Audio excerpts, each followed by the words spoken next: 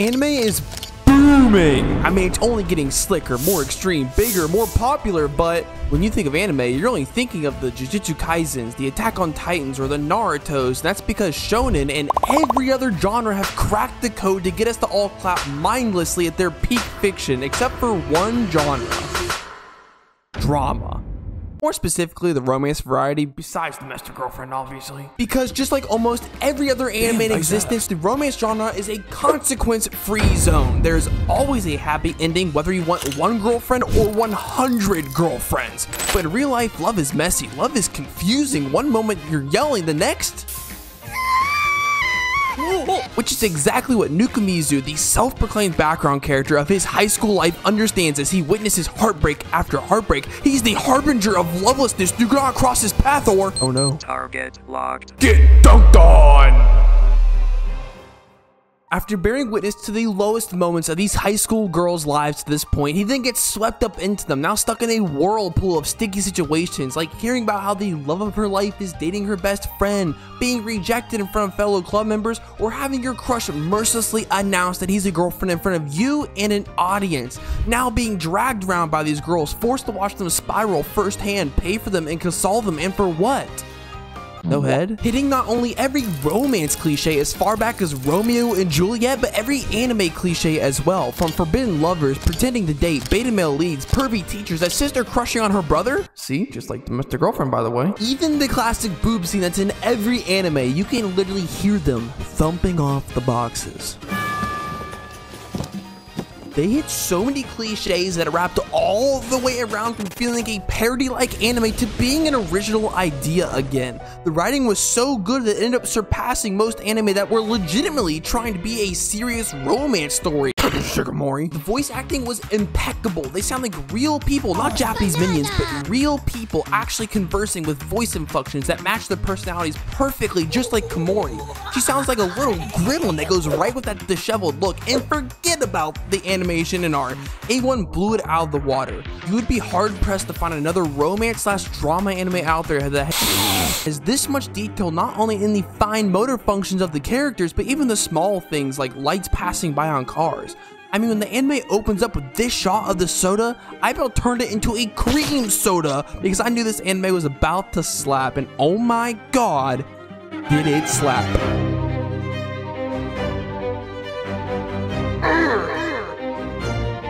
Except for one area: romance.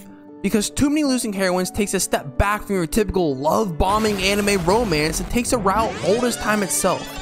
One that focuses on growing and coming out of your shell. One that's more about the high school experience than destined lovers. One about unlikely friendships.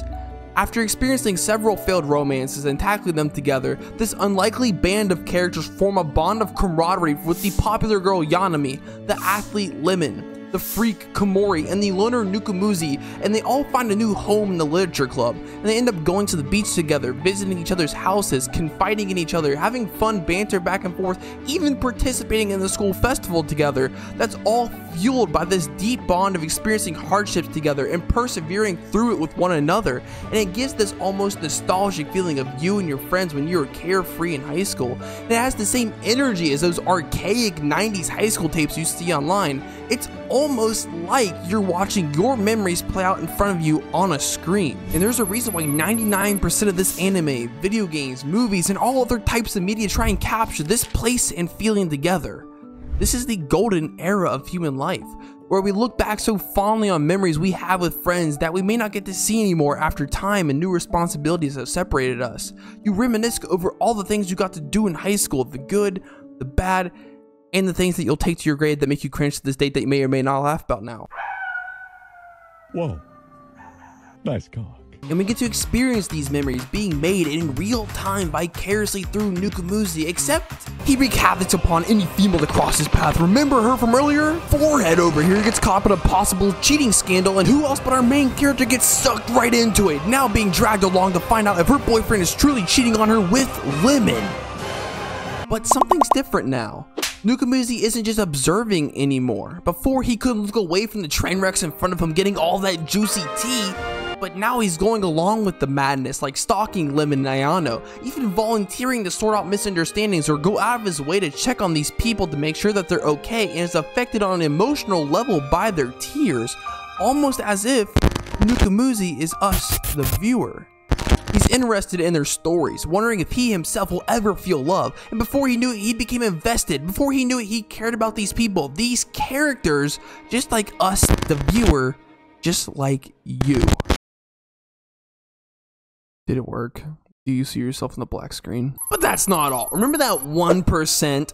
Too Many Losing Heroines is a coming of age story about never knowing what life has in store for you, but don't forget that this is still labeled as a romance, and that 1% is romantic as shit. They don't just use obvious flirting like calling each other cute. They don't cop out with some romantic music and some conveniently loud event happening while they confess that the significant other can't hear them. They use the atmosphere and meticulously set up moments where you can cut the romantic tension with a knife. You can visibly see that metaphorical spark between the characters, whether they know it or not, and this display of affection weighs on the viewer. We don't just think, "Aw, how cute," we feel the butterflies. As more and more viewers tune in every week to watch this unlikely group heal together through trials and tribulation, growing closer and living out the golden years of their lives that are so carefree and full of joy, and maybe even discovering what love is. That is the essence of the golden era. And you see, we aren't in the golden era of anime because we have all these great shows, and Too Many Losing Heroines completed that council of the greatest new generation of anime.